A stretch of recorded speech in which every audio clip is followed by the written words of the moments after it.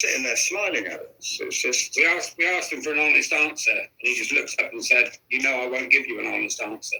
Wow. Well, at least that part was honest. They're selling off the assets because they don't actually care about the people. The councillors are all connected usually to the corporate entities, the builders, the surveyors, and the political parties have all got investors through the parties in the assets. So it's like Gordon Brown and Tony Blair and Cameron, mainly Cameron, well, actually, David Cameron, he just sold it all off. What's happening now is, what Cameron did on a national scale with the government, selling off that's what the local councils are doing now. But to get into that position, they've kamikazed it. They've done it on purpose because they were frivolous. And they spent it all on things that we didn't want or need, really. And they approved a lot of things that spoiled the place. And they regard it as progress, as prosperity, but it's actually not. What it is all led to is massive extraction of money and wealth out of the areas that are suffered and crime level going up. And that's what we've got. And they don't accept the liability for that. Yeah, we're getting away with it. But they're not getting away with it now. They're actually realising that they are personally liable. Yeah. So are they liable once, because you said 9 have quit, are they liable for decisions they have made when they're a councillor after they've quit? Only MPs are not. Tony Blair is not liable for being. I can't use the word that I want to use in connection with that guy's name. In office, MPs are not liable for what they do.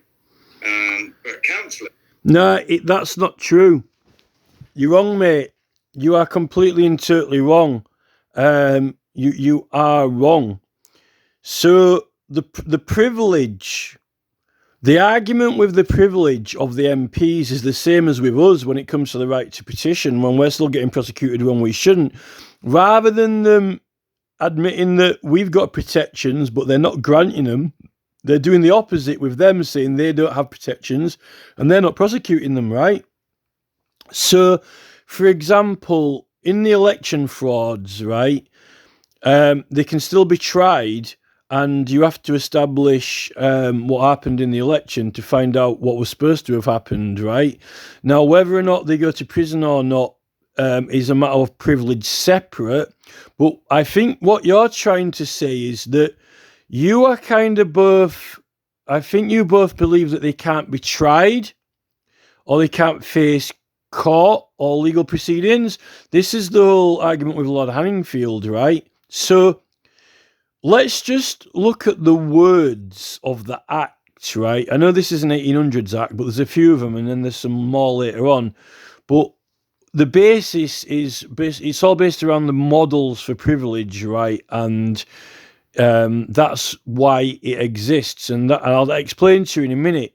You need to contemplate the term and the words, the corrupt and illegal practices prevention act. The Corrupt and Illegal Practices Prevention Act. Now, if no MPs or councillors can be touched, then, right, you wouldn't have corrupt and illegal practices because they wouldn't exist. Because if no government councillors or MPs could possibly be charged with corrupt and illegal practices, then they're not corrupt and illegal practices. They don't exist because anything they do would never be A, corrupt, or B, illegal, right? Illegal is unlawful against the law. So to have the words and terms that exist and an act, the Corrupt and Illegal Practices Prevention Act. So that act is there to use to prevent corrupt and illegal practices, but also not prevent them, correct them as well. Now, how do you correct them if these people, like you claim, Tony Blair or MPs, are immune? Gordon Brown was on TV the other day. His face was like, just a ghost sheet, right? Because I called him out in Hansard for lying. So let's get this straight, right? If you cannot take people to court and investigate them and have evidence heard and judged on that something is officially ordered and decided to have been done wrong, we're not talking about like a committee or an oversight board or non-governmental department or privileges committee or ombudsman or whatever, right? If MPs, I'm going to use Tony Blair for the model because you said Tony Blair, right? For example, right? If Tony Blair, right, yes, they can make up what legislation they want, but some legislation it has to fit with other legislation and not be contradictory to it or incompatible with it, right? In their jobs, in government, whether it's council or central government, right? You can't have MPs doing things that is not according to the law, because then there's no point having it. Okay, we've got to follow the law, but there are procedures in government, right? Now, if you cannot take action against an MP, then there's no rules that they're required to follow. So they're kind of joke rules, but they're not joke rules because they have got to be followed, right? And when they do something that is also unlawful, that is against what the law says, like under the Bill of Rights, there is no, there aren't any offences or sentences named or cited in the Bill of Rights, but it establishes in law that certain things are unlawful, against the law. So when you are looking for something that is unlawful against the law, and then you've got them listed, when you've got an act which is corrupt and illegal practices, you're looking for a list of things that are illegal, right? Declared. So, like illegal prosecutions, right? Taking away freedom of speech. All those are illegal practices. Now, if those MPs are engaging in that, they're engaging in corrupt and illegal practices. Corrupt and illegal practices. Now, what do we do about that? Do we let them carry on doing that? Continue? No. We prevent them from continuing to do it.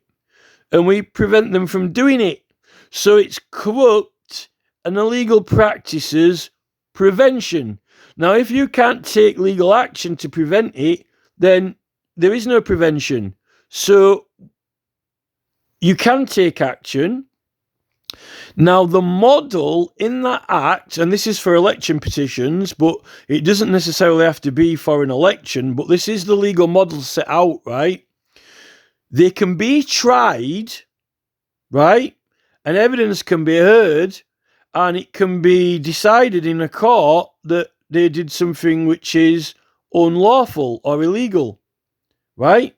And it can be officially ordered and agreed on, because then now we know that it needs to be corrected, right? Officially, or they're made to correct it. The court can order the government to correct it. That's separate from a sentence or so, and the thing with it, they call it a trial, but it's meant to be a peculiar affair, because it's meant to be high court and civil proceedings. And these people, barons and lords can be fined by their equals, right? And so can MPs. Let's not forget that, right? If you're in Lord Hanningfield, in the Crown Court in front of a jury, you might say they're not their equals, right? But those proceedings, right, the model for that, an election petition, is that they do, if they've got privilege, they're not allowed to use a privilege to evade answering questions or telling the truth. MPs have got to tell the truth, because when they're sworn in, like George Galloway the other week, he swears allegiance to the king according to law. So he's got to comply with the law, right? So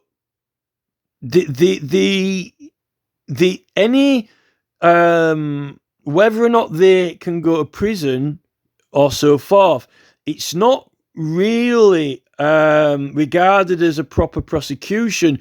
There's a presence of a prosecutor, but what they're doing is they're trying the accusations in order to establish that something was done wrong, and it was done illegally, officially, and an order made who's responsible, and to correct it. Now, I've only just started getting into learning this, but I know for a start that, for example, with judges, if they're found to have broken the law or done wrong, they can be struck off the register. MPs can lose their seat.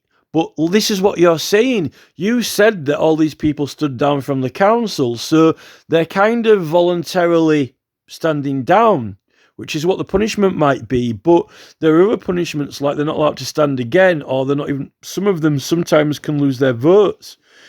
There was, at one point, there were fines. But then they didn't have imprisonment at one point in some offences, and the elections and representation of the people and corrupt practices. But then they introduced imprisonment, that they could be imprisoned. So you'll have to look into it. But I think they can be prosecuted by their equals or by the House of Lords and the Supreme Court, but they just don't do it out of tradition.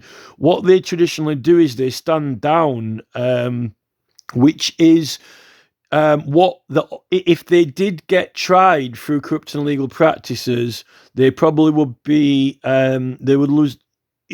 That's one of the punishments. So they're kind of like they're almost like jumping off the lemming. They're almost like hopping off like lemmings. But you see, when the MPs stand down, it doesn't really solve the problem, because what everybody's saying is everybody's complaining that, they're almost like, they're just popping back up again, like, who's who, and it just carries on, like there's different characters popping up, but the corruption still continues, right?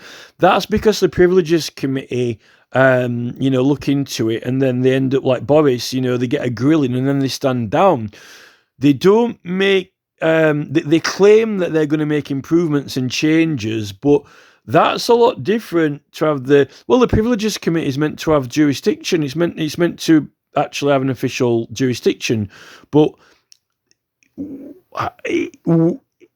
it's the thing with but Rees-Mogg has admitted that, and I don't really hold Rees-Mogg very highly, but he's admitted that the Privileges Committee was it was defective from the start. The Corrupt and Illegal Practices Prevention, actually, that there is a trial, or whether it's regarded as civil or not. The thing with the High Court is you can have a proceedings which involves civil and criminal elements, which is not what happened in Lord Heinefield's case, because it was in the Crown Court with a jury, right? But you see, Magna Carta's, there were only 4 clauses still in effect, but going from Magna Carta, if the complete Magna Carta was in effect, it says barons and lords can be fined by their equals, which is why I think in the Corruption and Legal Practices Prevention, they had fines, and in the representation of the people, they had some fines, but then they started introducing more severe penalties. It is possible that they could go to prison, I think, under the certain legislation, but I don't really want to have to get into it too much, but I know enough to be speaking to you now that I've seen that, that there's more to it than what you're saying. There's a lot more to it than what you're saying. MPs aren't immune, and neither are lords. There are if there are corrupt and illegal practices, and the nation needs to establish what the hell's going on and put a stop to it, they are to be tried.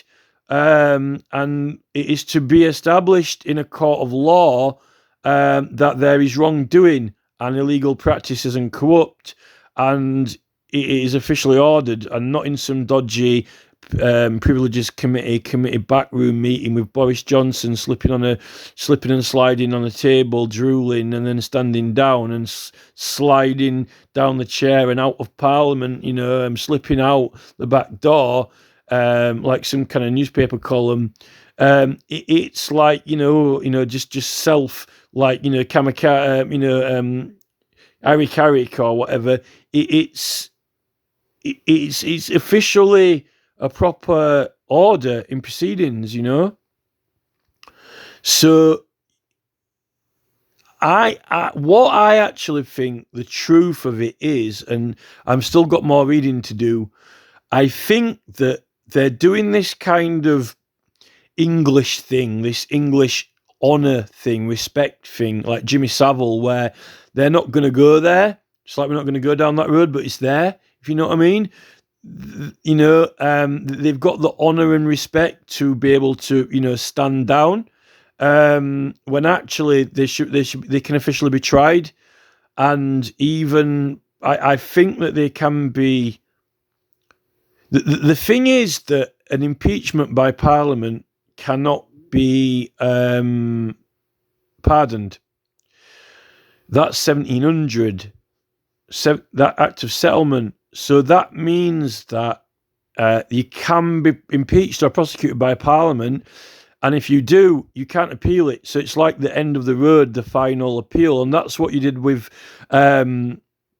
Appeal at Jurisdiction Act. It's like prayer and appeal to Parliament, which is like pardon appeal, same thing. What they did is they did this Supreme Court trick, and really, and it's you got Lords in the Supreme Court, but you see, in the Constitutional Reform Act, you've also got the Privy Council as well, which is a separate authority. So really, the Supreme Court, it might have Lords on there, but it's not in Parliament. That's the thing. It says an impeachment by Parliament. Well, you haven't been impeached by Parliament in the Supreme Court because it isn't Parliament. So really, it's a falsity and a lie. It's a charade game. It's a card trick. It's a cup and ball trick. And I think Gordon Brown is starting to actually see that now, because like his face on TV the other day was just like, dude, it was just like he was gone. It was like, he's just completely gone. He's like white. He was just like completely gone white as a sheet. Like stone cold, just like hang up, you're just gone. There's a Privy Council which can make judgments independently under the King. Parliament can make orders. Now, the thing with the House of Commons is if they put a bill through to prosecute, that's an impeachment by Parliament, whether it's House of Lords or Commons. And if they make an order through to the Lords to do it, so the thing is that there's no appeal to that. There is no appeal, and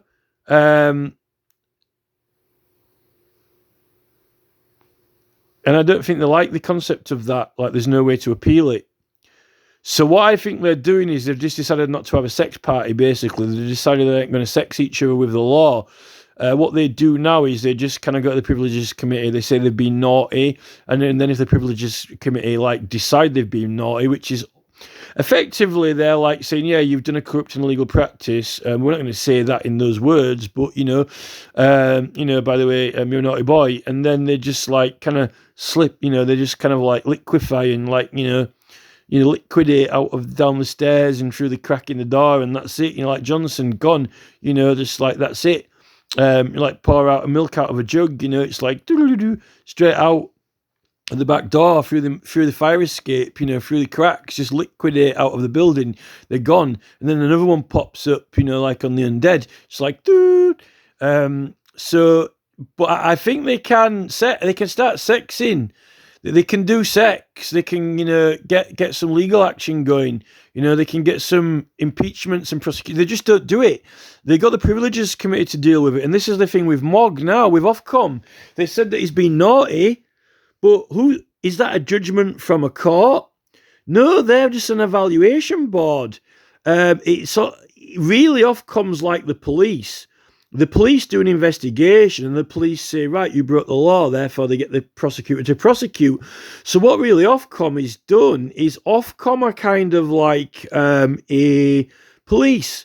They're like a non-uniform police of the internet, really.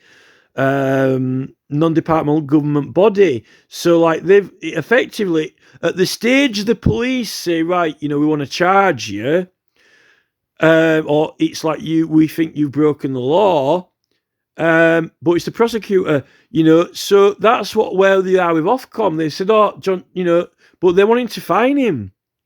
But where's the, who issues the fine? Because Ofcom aren't a court, are they? And it can be more than a fine. So what justice or what judge is issuing that fine? And where's the prosecutor? Or have they just the thing is, like, a council can send you a fine, but it's not a court, is it? All they're saying is, oh, we think you broke the law. They're issuing a fine. Now, the council have got the, commission for the council authority to issue fines with a judicial authority of the council, right? But they're only enforced through the magistrates' court. Now, that's the thing. If you park somewhere, the council can issue a parking ticket, right? But the thing is that I don't know where Ofcom are getting their fine from, because Mogg is getting a self-advantage in an election, right? And Ofcom's rules aren't legislation. The rules on Ofcom are just guidance. So which act they're basing it on, right? There are other acts which they're actually kind of turning a blind eye and disregarding when it comes to Mogg, because he's self-promoting, which affects outcomes of elections. It's still part of election fraud. The broadcasting is part of election fraud and influencing elections, particularly with himself. So that's a corrupt and illegal practice. So, Ofcom should refer it to the Crown Prosecution Service. But the Crown Prosecution Service really don't know what they're talking about, because they didn't know what they were talking about with Lord Hangfield. One of the Crown Prosecution Service's specialist departments turned up at Lord Hangfield case, not knowing all this, unless they were playing a game of charades. And some of this is still in effect through the Representation of the People Act refers to the Illegal Practices Act and Corrupt and Legal Practices Prevention. It's referenced to throughout the Representation of the People's Acts. So I don't think when the CPS come out of university, I think that this is being left off the I think this has been left out of the dissertation, It's been left out of the curriculum, I think it's kind of like being windowed or shelved, or it's omitted. It's probably been left out of the curriculum and out of the dissertation because they don't want them to know it. Clearly, if that was the most specialist of specialist departments that the CPS had, which was turning up at Lord Hanningfield's case, then I really am concerned. And the fact that Lord Hanningfield himself could not even self-represent. How do you get into the House of Lords and wield privilege without being fully versed in it or knowledgeable or interested in it? Why would you even need Johnson? And the fact that if he is a member of the Lords and he acts under the authority of the Lords, no, sorry, he is a Lord. He is a Lord. It's almost kind of like the Archbishop of Canterbury is meant to be the highest ranking person, out of the royal family. I think the Archbishop of Canterbury, I think he ranks higher than the Lord Chief Justice. Now, you would have thought that if, the Primate of all England, it needs to get a lawyer to represent his legal representations if he were to face any legal issues. And, I'm not the greatest, I'm not too impressed with his links to BP that apparently came out. I didn't know about that. In a previous life or in a previous career, it's you shouldn't be the Archbishop of Canterbury ranking higher than the Lord Chief Justice and Chancellor in England if you are not the most knowledgeable person in law in all England, ranking higher than the Lord Chief Justice. There's something going on there. And I know that King has King's Counsel, but it's, there's, something is not right, as part of the, education required. You'd have thought the Archbishop of Canterbury is required to know his own rights and privileges, that, particularly if they're special ones, you'd have thought that it's a requirement to learn them. There's odd things going on with this whole thing. It's it's starting to be like Hansard when you read through it and they're telling lies in Hansard. That's a lie, that's a lie, that's a lie. They're all like corrupt and legal practice. So. Yeah, they have to follow the rules and regulations. So even when they've quit, decisions they've made in the past, they're still liable. Personally liable. If you're just say you're a boiler engineer and you need a gas leak and blow a house up and you quit your job, but people have been injured in the explosion, you're still liable for that explosion, aren't you? With my court cases, one of them was just a random. We had a cyber attack in Gloucester, and the council didn't tell anyone. So remember, EasyJet had a cyber attack and lost all people's data, and everyone that complained was given about £2,500. So I thought this is exactly the same with the council. They had a cyber attack and they didn't tell anyone that their data had been breached. Did they notify the ICO? Because it's yeah, they did. So okay. They notified them, but they should still notify. They're the data. They should still notify us, and they didn't.